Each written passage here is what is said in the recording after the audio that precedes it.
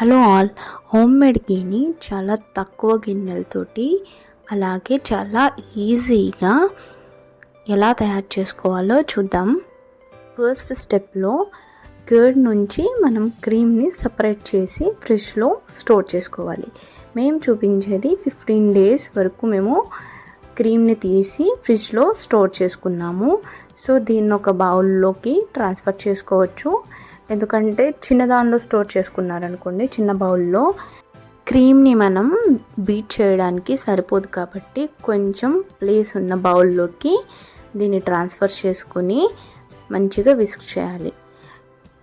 గ్లాస్తో అయినా చేయొచ్చు, ఆర్ గ్లాస్తో మీకు కష్టమైతే మిక్సీ జార్లో కూడా వేసుకుని మనం బీట్ చేయొచ్చు.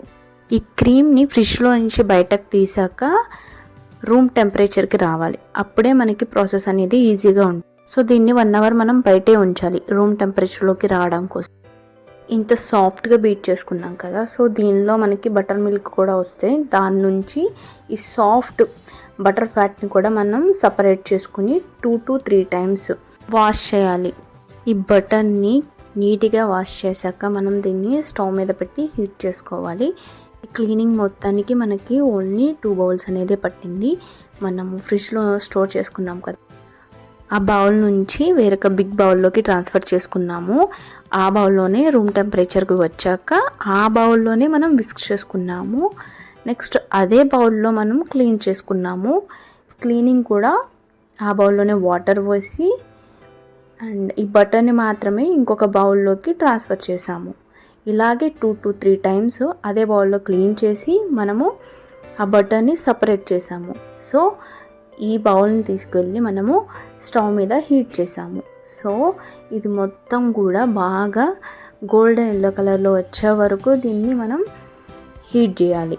మధ్యలో మిక్స్ చేస్తూ ఉండాలి. ఇది గోల్డెన్ కలర్లోకి ట్రాన్స్ఫర్ అయ్యాక మంచి అరోమా వస్తుంది. అప్పుడు మనం స్టవ్ని ఆఫ్ చేసుకుని వేరొక బౌల్లోకి ట్రాన్స్ఫర్ చేసేసుకోవాలి. కొద్దిగా చల్లారిన తర్వాతనే ఫిల్టర్ చేసుకుని గ్లాస్ జార్లో స్టోర్ చేసుకోవచ్చు, లేకపోతే స్టీల్ జార్లో అన్న స్టోర్ చేసుకోవచ్చు. స్టీల్ అయితే మనకు కావాల్సినప్పుడు దీన్ని హీట్ చేసుకుని వేసుకోవచ్చు. గ్లాస్ జార్ అయితే కొంచెం సపరేట్గా తీసుకుని హీట్ చేసుకుని యూజ్ చేసుకోవాలి. బటర్ని సపరేట్ చేసినప్పుడు బటర్ మిల్క్ వచ్చాయి కదా, అవి చెట్లకు పోస్తే మంచిగా ఫ్రూట్స్ అండ్ ఫ్లవర్స్ వస్తాయి. Thank you for watching this video.